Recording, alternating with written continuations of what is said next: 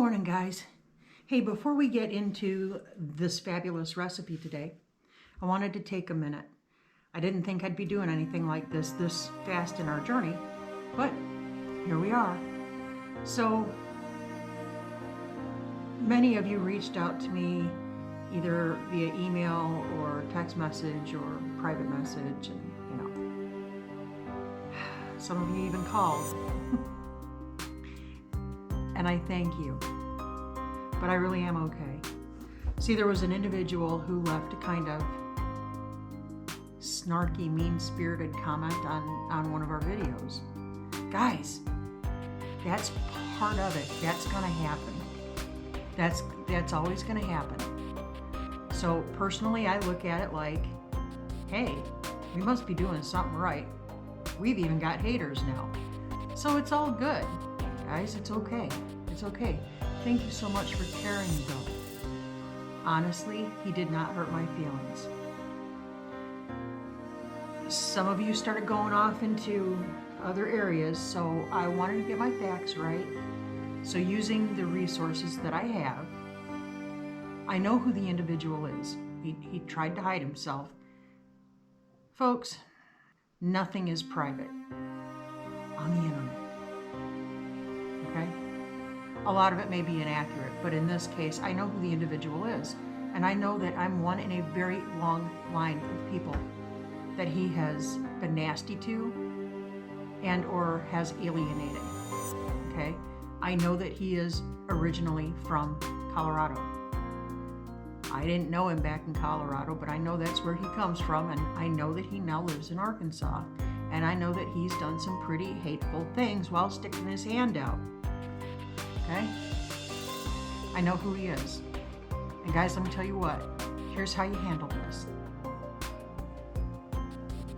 You have compassion toward him. And be kind. Don't be a doormat until he straightens up and flies right and decides that he's going to treat everybody the way he thinks he should be treated. The door stays shut. There is no hate. None. I pray that his ventures here in Arkansas are full of joy, and he's prosperous, and he meets with nothing but success, and he meets all of his goals. I want him and his wife to do super well. Okay? Come the day when he decides he wants to stop treating people like dirt because he doesn't think their status matches his stature.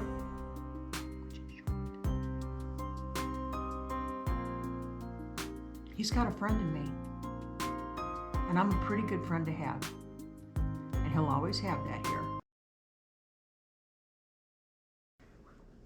So, with it being a cold and snowy day, and with it being Friday, Joel actually had to work today. So I thought, well, I'll take advantage of my free time today, and I will make him his absolute favorite. Hopefully it's going to be one of your favorites too. This is my loaded bacon cheddar bread. Now, don't worry if I go too fast and you don't get everything. I'm gonna put the I'm gonna go ahead and put the recipe down in the comments section so that you can see what's going on. Okay, first thing we're gonna start off with 3 1/4 cups of warm water into the stand mixer. Okay? So you guys, this is a super simple recipe. I'm gonna try to bring you down a little bit. It's a super simple recipe. It takes hardly any time at all to throw it all together. And it's gonna look like a total mess. So I wanna tell you that up front. It's gonna look really shaggy and sticky and nasty, right? That's how it's supposed to look. Trust me when I tell you it's all gonna come together in the end, okay? So, to my 3 1/4 cups of warm water, I'm going to add 2 teaspoons of my instant yeast.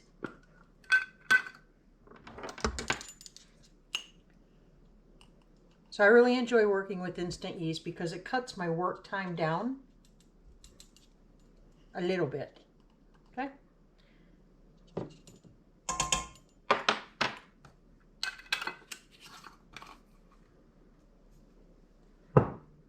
All right. let's just make sure that we're doing what we got to do. Yeah, it's looking nice. All right, so to that, we're going to add something to speed up the whole yeast happiness. And we're going to do 2 teaspoons of regular sugar. I don't recommend using honey in this recipe. It just kind of, it doesn't really work. I've tried it. Now you can do something like a maple syrup emulsion. That would go well with this if you want a little bit of a, sweeter flavor. I don't.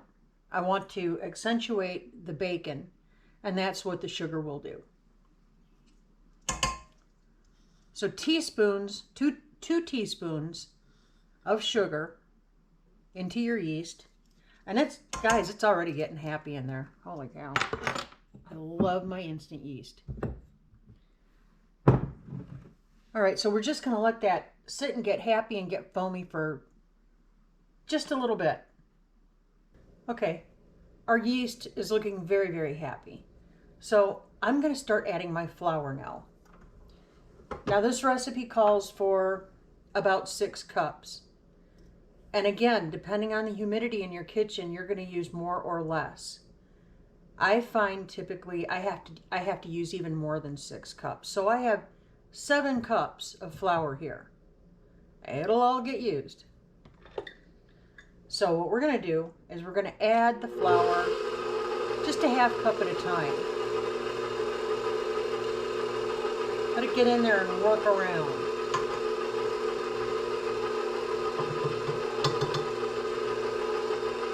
Man, I love the smell of yeast.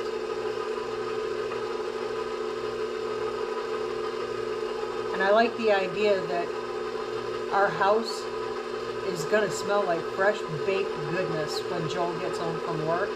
That's always a plus. Who doesn't want to come home to that, right?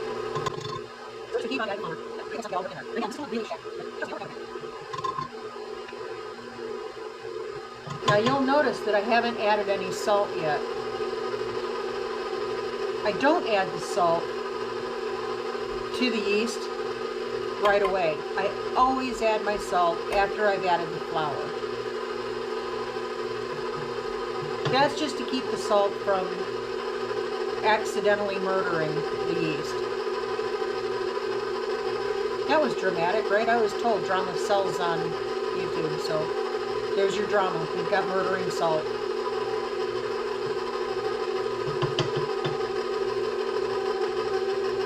And it's starting to get a little thicker now, and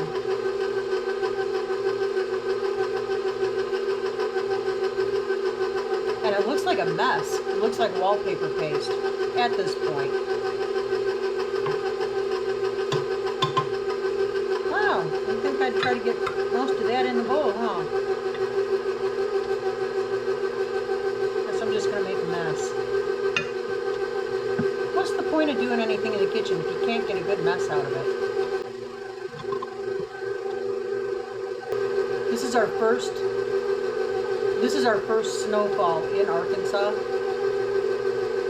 We got here too late last year to experience any of that nonsense. We went literally from snow on the ground in Colorado to 85 degrees here. And it only got hotter. Last summer was hot. And, with it being summer in the south, this coming summer, it's probably going to be hot again.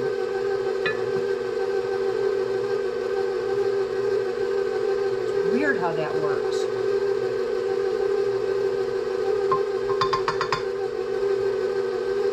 Okay, I haven't quite added all the flour I'm going to add to yet, but I want to go ahead and add my salt. So I'm using my Applewood smoked salt. I love this stuff. Now, you can smoke it yourself. If you have a smoker at home, you can smoke it yourself. Use a coarse ground salt to do this with. Or you can get it on Amazon, already packaged up for you. And I use San Francisco Bay. I hope I said that right. San Francisco Bay brand smoked salt. So we're add that in there, and you really don't want more than about, a teaspoon or so, because the bacon has so much salt in it too, right? So does the cheese. So I just add enough in there because I know Joel likes his stuff salty. And yeah, the guy is in peak health, so he doesn't have any dietary concerns. Maybe it's different for you. So you do you, boo. All right, and I'm gonna go ahead and add some more flour.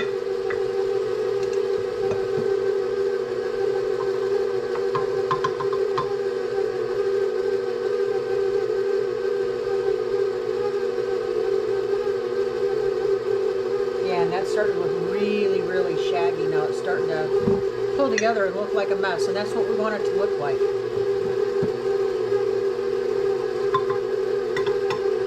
So now what I'm going to do is I'm going to add at least 2 cups of shredded cheddar cheese.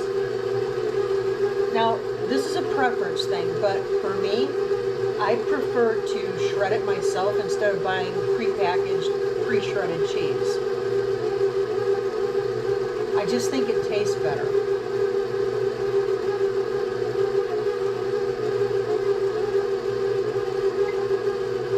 Now the recipe calls for 2 cups of shredded cheddar. To that I say tish tosh.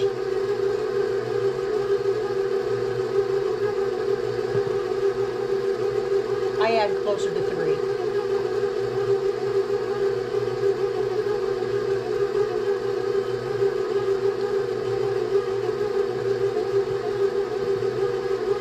Golly, this is going to be good tonight. I'm making this with my potato soup. I'm doing a very hearty potato soup tonight because I love my husband and I want him to be happy. Alright, now that we've got the cheese added in, it's time to add in some of the bacon that we fried up earlier.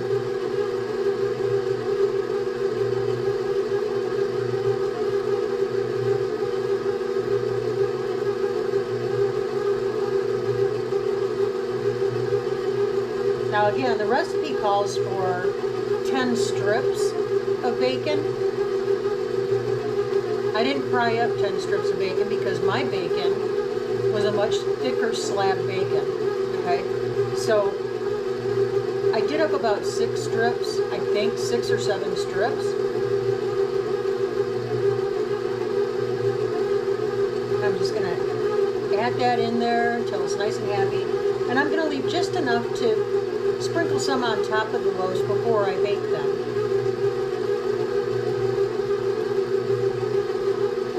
Okay. I'm leaving about that much to top the loaves with. Now to this, I'm going to add some fresh cracked pepper. I like to use the fresh cracked.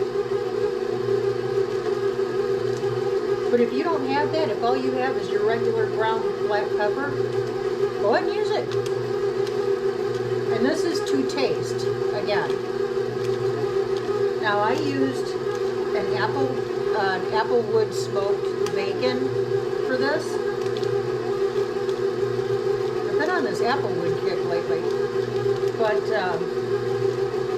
and so because of that, pepper really complements it well. And we like a little zingars. So I'm going to grind in enough so, you know, as it's mixing up, I can see the pepper. I probably put about a teaspoon and a half into the dough.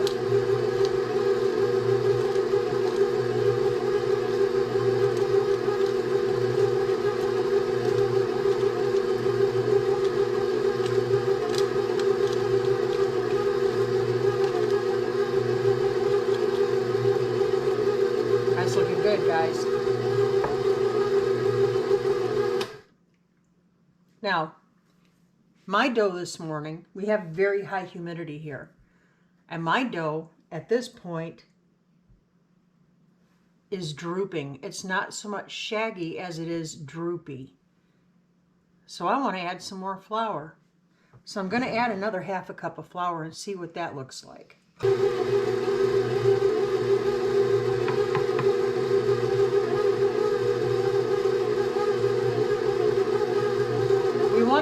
in the bowl like strands are coming off, and if you know what a shaggy dough looks like, that's what you want it to look like.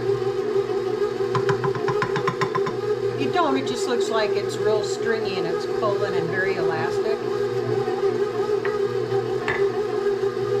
I'll bring you down in here and show you what it should look like.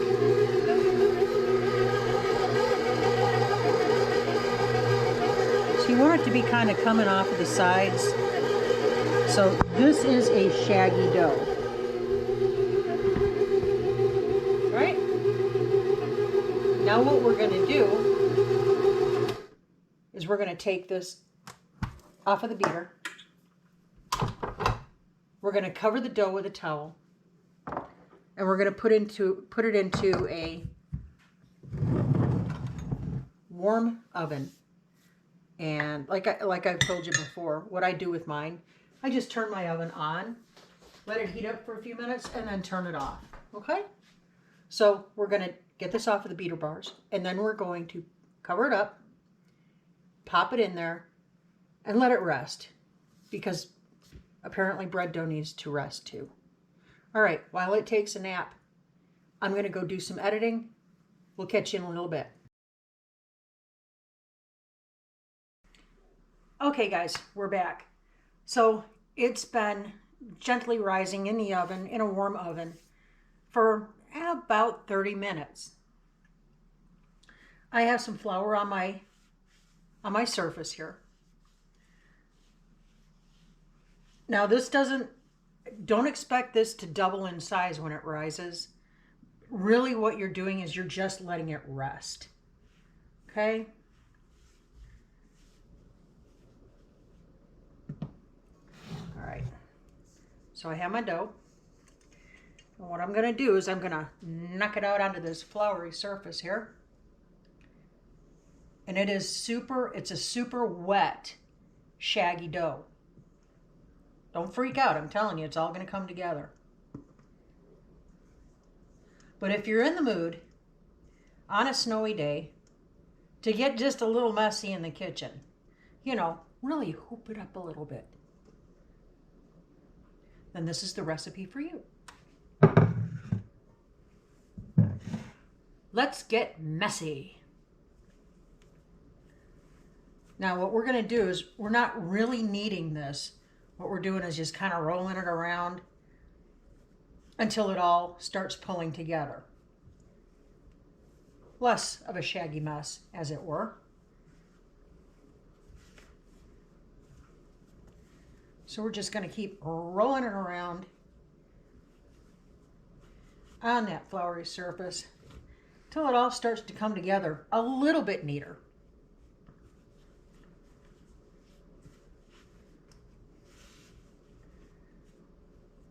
And I want most of these shaggy pieces incorporated in there. Because bread is bread, man, and it's gold. Okay.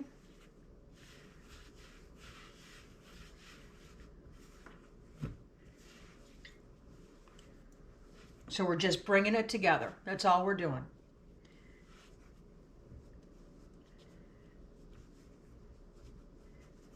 Now this recipe makes 2 standard size loaves of bread. And dadgummit, here I am, caught without my handy dandy thingy. Let me grab my little thingy.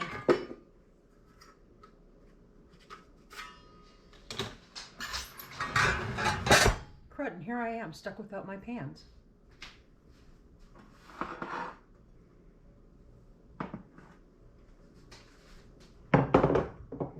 Okay, 2 loaf pans. Now we're going to cut this in half. Thusly. Guys, just kind of manipulate it around, right? It's not going to be pretty, so don't try to make it that way. Don't make it weird.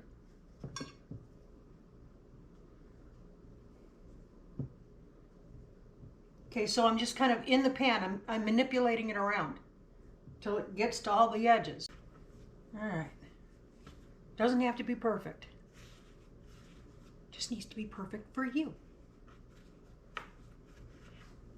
So that step wasn't too horrible, was it? Now we're going to take the remainder of our bacon and our cheese, and we're going to put it on top.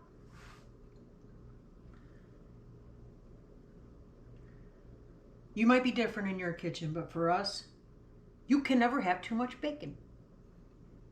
Well, if you can, if it causes you to become obese or develop a health problem, like heart attack. Nobody needs to die to death. Not today, not up in here.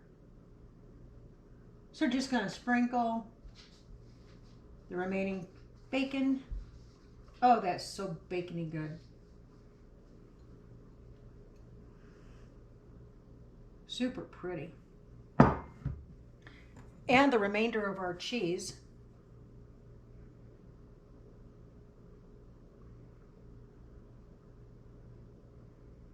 Now we're going to put it into our still warm oven, okay? And we're going to let it rest for 30 minutes. See you back here in a minute. Guys, I just pulled them out after rising for about 30 minutes, and they are gorgeous. All right, so what we're going to do, we're going to preheat our oven to 350 degrees. That's Fahrenheit, folks. Oh, and we're just going to wait for that to come up to temp. The recipe says to cover these loosely and bake at 400 for 15 minutes, and then remove the cover and bake another 35 to 40 minutes. I don't do that, guys. I put my temperature at 350. Once I know I've raised properly, I just go ahead and I put it into that 350 degree oven for about 30 minutes. I find that doing it that way, it makes the crust a lot less tough. Okay, so we're going to bring it up to temperature. We're going to pop these in. We're going to get them baked up, and I'll bring you back when I pull them out. Oh, they're going to be so good, guys. See you in a little bit. All right, guys. So it took just about the same amount of time as I needed to get my potato soup going. Mmm. Happy snow day. All right, let's pull them out, see what they look like, shall we?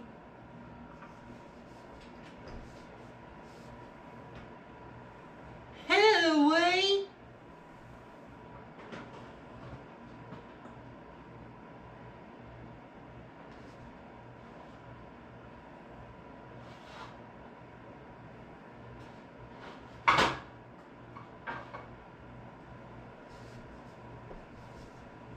Look at that. Oh, hang on, guys.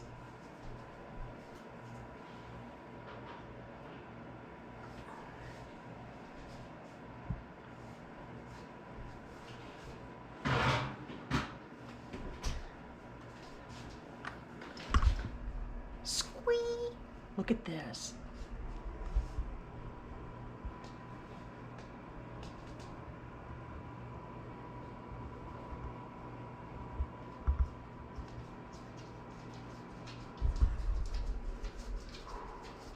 Somebody's going to be very happy tonight.